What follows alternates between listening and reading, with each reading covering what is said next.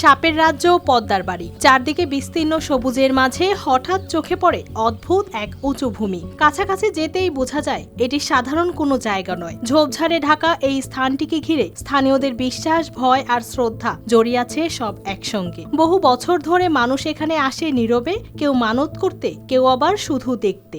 এখানে মানাসিনা করলে অনেক উপকার হয়, অনেক মানাসিনা করলে অনেক উপকার আসে।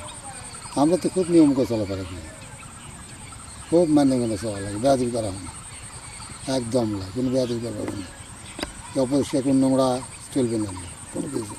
মহাস্থানগড় এলাকার কালীদহ সাগরের মাঝ বরাবর অবস্থান করা পদ্মার বাড়ি স্থানীয়দের কাছে বহু পুরনো পরিচিত নাম। বাইরে থেকে আসা মানুষের নজরে না পড়লেও সময়ের সঙ্গে সঙ্গে জায়গাটি নিয়ে গল্প ছড়িয়েছে দূরে দূরে। সেই গল্পে আছে সাপের বসবাস, আছে অদৃশ্য উপস্থিতির কথা। পদ্মা মা আছে ওটা আছে। এখন মানুষের দুধ কলা যত মানুষ করা লাগে, মানুষ যেটা রোগ হয় আল্লাহ দেয়, আল্লাহ ভালো করে। পদ্মা মাও দেখে, এলে দেখে ভালো হয়।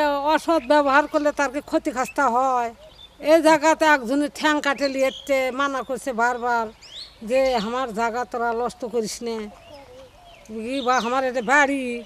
তা মানা কথা শুনিনি, তা ওই জায়গাত মাটি কাটিছে। পরে আবার ওই ঢিপি ভেঙে পড়ে ঠ্যাং কাটা লাগছে। নায়াসিনামাইড ও স্যালিসাইলিক সমৃদ্ধ লিলি ফেস ওয়াশ, যা ফেসের ডেড স্কিন সেল দূর করে দেয় দ্বিগুণ ফাস্টার ব্রাইটেনিং। খুব কম সময় সাপ দেখা যায়, কিন্তু স্থানীয়রা বিশ্বাস করেন এই জায়গার নিয়ম না মানলে বিপদ এড়ানো কঠিন। সাপ সবসময় বাড়ায় না, বাড়ায় সবসময়, যে সময় দিকে বাড়ায়। এগুলো তো আছে, কিন্তু সময় দিকে বাড়ায়, সবসময় মানে জন্য বাড়ায় না। আমরা বড় বড় ভালো সাপ বাড়ালে হানা বাড়িতে তোর মনে তুই যা বাবা।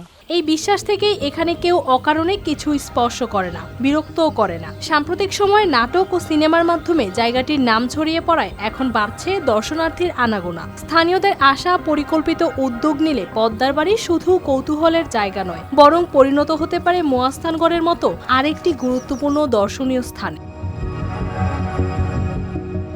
News desk, RTV।